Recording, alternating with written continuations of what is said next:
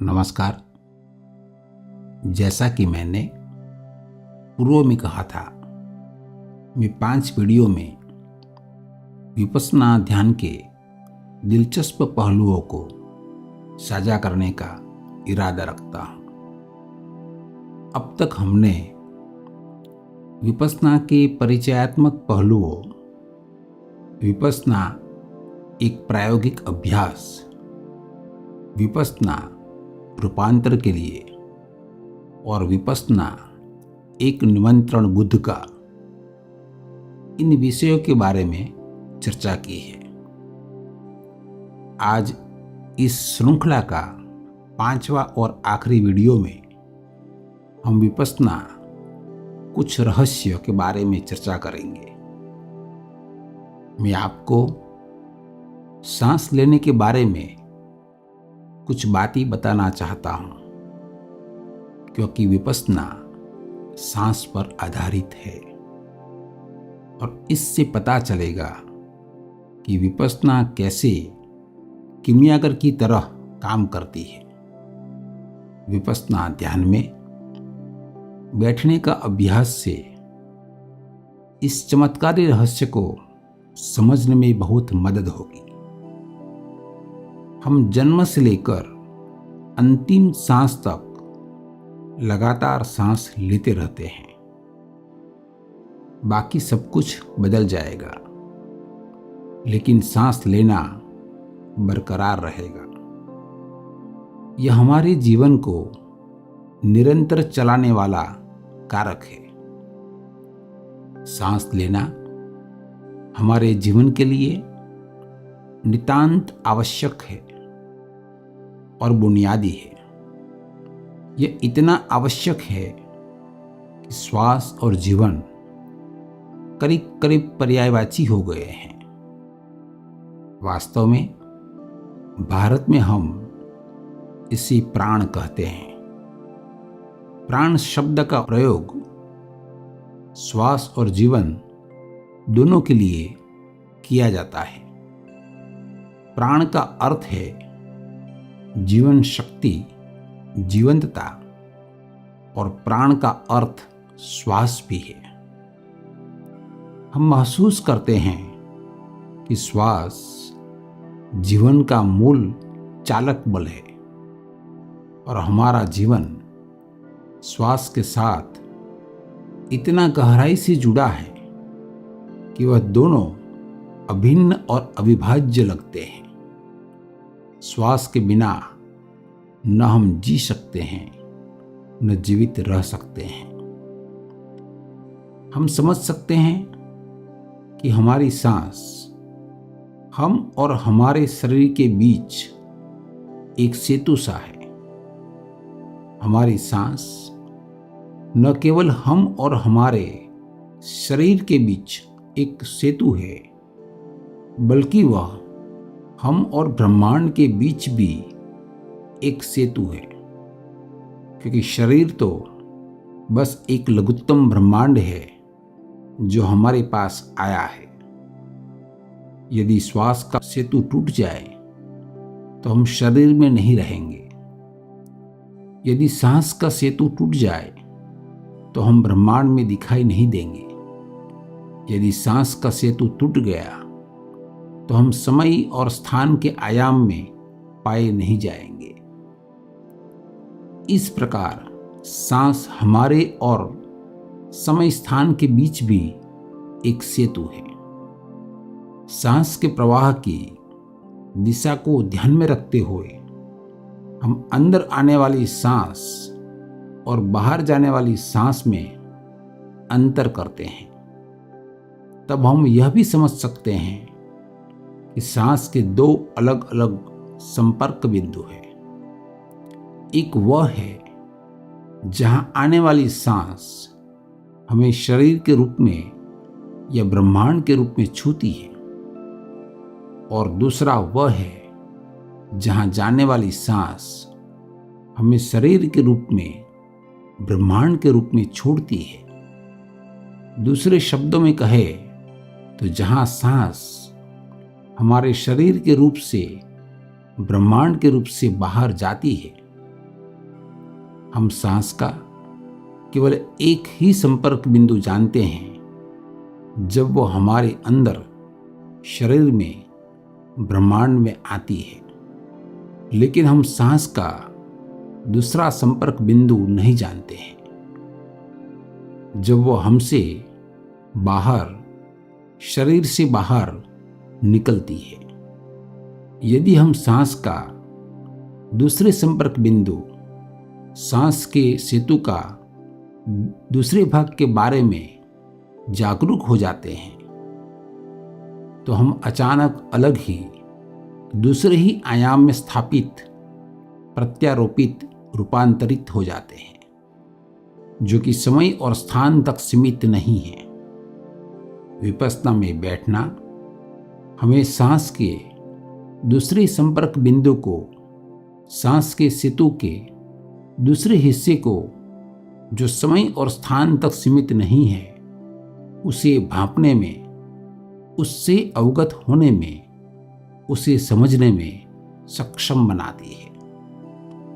आइए इसे दूसरे नजरिए से समझें।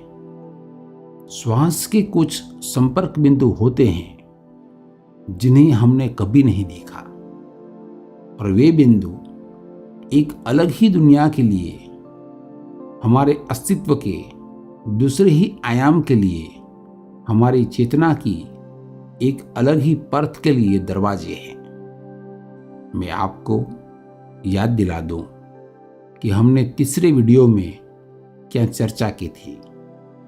जब हम अपनी सांसों के प्रति जागरूक होते हैं तो हमें एक बिंदु मिलता है जहां वो रुक जाती है।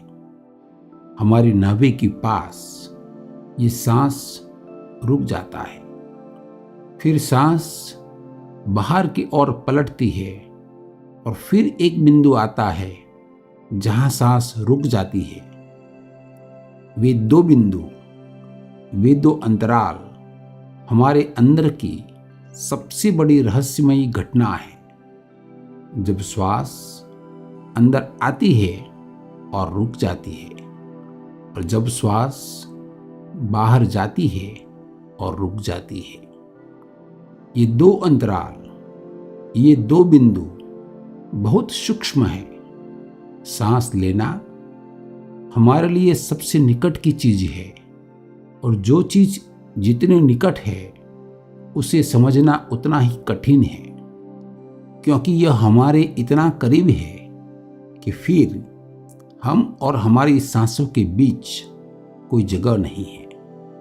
या हम कह सकते हैं इतनी छोटी जगह है, इतना अल्प समय है, एक बहुत ही सूक्ष्म अवलोकन की हमें आवश्यकता होगी, तभी हम उस बिंदुओं से अवगत होंगे। विपश्यना में बैठना हमें इन सूक्ष्म बिंदुओं, इन दो अंतरालों की अंतर्दृष्टि प्राप्त करने में सक्षम बनाता है।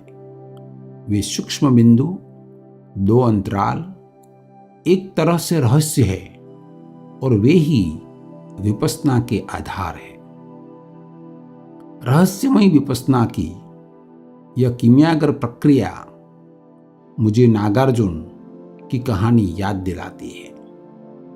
आप शायद जानते होंगे, नागार्जुन को दूसरे बुद्ध के रूप में जाना जाता है। वो भारत के दक्षिण क्षेत्र में, आजकल के आंध्र प्रदेश, तेलंगाना और महाराष्ट्र के कुछ हिस्सों में सातवाहन वंश के राजाओं के सलाहकार रहे हैं। वो आंध्र प्रदेश के नागार्जुन कोंडा के पास श्री पर्वत पर रहते थे। ऐसा हुआ कि यज्ञश्री सतकर्णी की रानी ने नागार्जुन को रत्नों से जड़ा हुआ सोने का एक भिक्षा पात्र उपहार में दिया, और अपनी पूजा पाठ में नागार्जुन की स्मृति में उनका पुराना भिक्षा पात्र मांग लिया। नागार्जुन ने तुरंत भिक्षा पात्र बदल लिया और भिक्षा लेकर अपने निवास स्थान की ओर लौट रहे थे। तब रास्ते में एक चोर ने उसे आश्चर्य से देख लिया। क्या बात है, भिखारी, रत्न जड़ित स्वर्ण कटोराधारी, कितना आसान शिकार है। अब तो चोर के लिए बहुमूल्य कटोरे का पीछा करना जरूरी था। नागार्जुन के पीछे छिपकर चोर उन्हें बिना बताए चलते बना। नागार्जुन अपने निवास स्थान पर एक खंडहर में पहुंचे और अपना भोजन किया। दोपहर के भोजन के बाद हर रोज वह झपकी लेते थे, इसलिए उन्होंने बहुमूल्य कटोरा खिड़की की ओर फेंक दिया जहां चोर छिपा था। चोर तो हैरान रह गया। कैसा सम्राट भिखारी है, रत्न जड़ित स्वर्ण कटोरा फेंक रहा है। चोर ने सोचा, उसे कैसे पता चला कि मैं वही कटोरा चुराने के लिए यहां छिपा हूं। उसने कटोरा तो उठा लिया, लेकिन इस दयालु सम्राट जैसे भिखारी से मिले बिना वहां से जा न सका। वह तो शर्माते कदमों से नागार्जुन की ओर धीरे धीरे आगे बढ़ा। नागार्जुन ने उसका अभिवादन किया। आओ प्रिय, इससे पहले कि मैं झपकी ले सकूं, मैं तुम्हारी ही प्रतीक्षा कर रहा हूं। चोर ने कहा, महाराज, मैं न केवल हैरान हूं, बल्कि अचंभित और उलझन में हूं। आपने इतना कीमती कटोरा क्यों फेंक दिया? नागार्जुन ने कहा, प्रिय, सिर्फ तुम्हें पुकारने के लिए और तुम्हें चोरी करने की जरूरत ना हो। चोर ने डरते डरते कहा, महाराज, शायद आपको पता ना होगा कि मैं शहर का कुख्यात चोर हूं। नागार्जुन ने कहा, यह तो मुझे पता लग गया था, जिस तरह आप मेरा पीछा कर रहे थे। चोर ने कहा, महाराज, यह सब जानते हुए भी आपने मुझे कीमती कटोरा दे दिया। नागार्जुन ने कहा, क्योंकि मैं आपके दिल तक पहुंचना चाहता था। अब तो चोर का दिल भर गया और बोला, महाराज, क्या आप मुझे आपके शिष्य के रूप में स्वीकार कर सकते हैं? क्या आप मुझे आपकी तरह शांत और संयमित होना सिखाओगे? क्या मैं बैठ सकता हूं और थोड़ा सा आप जैसा होना सीख सकता हूं? नागार्जुन ने कहा, क्यों नहीं, और मेरे जैसा ही क्यों, पूरी तरह से अपने जैसा बनो। बस अपनी श्वास को देखो। जब भी आप जाग रहे हो, जो कुछ भी कर रहे हो, बस अपनी सांस का अंदर आने और बाहर जाने के प्रति सचेत रहे। चोर ने कहा, लेकिन महाराज, मैं चोरी करना नहीं छोड़ सकता। नागार्जुन ने कहा, कोई बात नहीं, बस अपनी सांसों के प्रति जागरूक रहे और बाकी सब अपने आप हो जाएगा। चोर वहां से चला गया, लेकिन 3 सप्ताह के भीतर ही वह शिकायत करते हुए लौटा। महाराज, लगता है आपकी शिक्षा मुझे मार ही देगी। जब मैं अपनी सांसों के प्रति जागरूक रहता हूं तो चोरी नहीं कर सकता। बिना चोरी के 3 सप्ताह हो गए हैं। मैं महल जैसे मकानों में सेंध लगाकर भी खाली हाथ निकल आता हूं। अलमारी खुली है, धन की पेटी खुली है और मैं दुविधा में हूं। बहुत मेहनत के बाद जो मूल्यवान चीज प्राप्त होती है, उसे हड़प नहीं सकता। महाराज, क्या करें? अगर मैं सांस के प्रति जागा रहता हूं तो चोरी हो नहीं सकती। तो क्या मुझे चोरी छोड़ देना होगा? नागार्जुन ने कहा, अब यह आपकी समस्या है। आप क्या चुनना चाहते हो, चोरी या शांति, वह आप पर निर्भर है।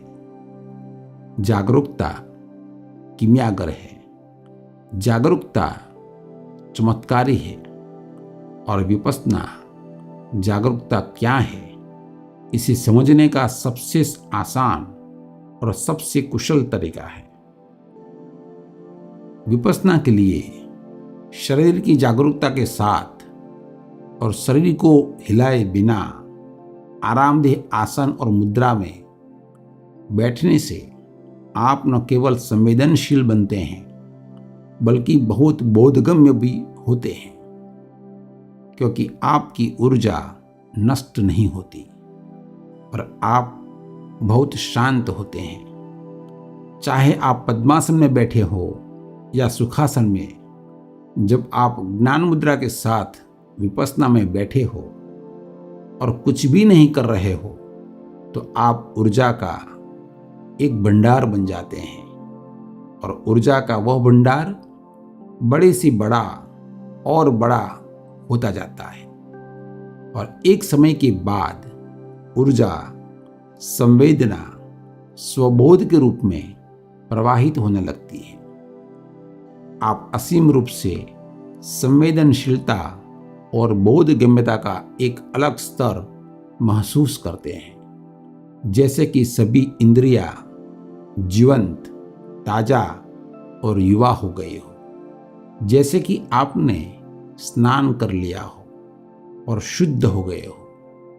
यदि आप श्वास के प्रति जागरूक रहते हैं तो यह अनुभव आपके आंतरिक शरीरों तक विस्तरित होता है और वे सभी अंततः साक्षी स्वरूप में विलीन हो जाती है। इसलिए विपश्यना को एक अंतर्दृष्टि ध्यान के रूप में जाना जाता है, जो आपको सांस के सेतु के दूसरे छोर तक स्थान और समय से परे आपके स्वबोध को निरीक्षक, पर्यवेक्षक, दृष्टा और साक्षी तक ले जाता है। विपश्यना में बैठना प्रतिदिन अभ्यास जारी रखें और धीरे धीरे आप अपनी ही गहराइयों में स्वबोध की डुबकी लगाओगे, दृष्टा और साक्षी को समझोगे। विपश्यना के 5 वीडियो को सुनने के लिए आपका बहुत बहुत धन्यवाद।